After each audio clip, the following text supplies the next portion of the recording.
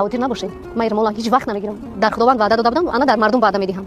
ما اگر گشنگی بمبرم امیرالمولا نمیگیرم ای سرم. زلیخا محمد شایور، خالد جان عزیز، به تو از جانب پروردگار یک پیام دارم. آیا میپذیری؟ خداوند در قرآن کریم به شما زنهای مسلمان میفرماید ولا یبدین زینتهن، یعنی زنان هرگز زینت و زیبایی های خود را برای مردان نشان ندهند.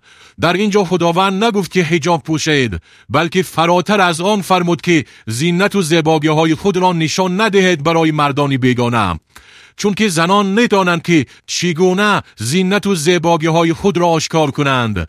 زنی است که حجاب می پوشد و مثل شما رویمال می پوشد ولی زیبایی هایش را نشان می دهد. ببین رویمال پوشیده ای ولی تمام زیب و زینت و زیبایی هایت را نپوشانده ای. گوشوار، چله، لبهای سرخ و چهره رنگارنگ، همه اینها زینت و زیبایی های زن است که نشان دادن آن را خداوند برای زنهای مسلمان حرام قرار داده است.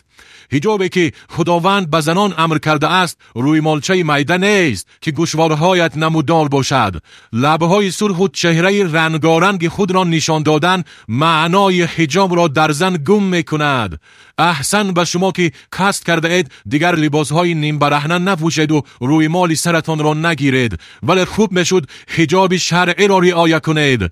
کاملا زینت و زیبایی های خود را برای مردان نشان ندهید.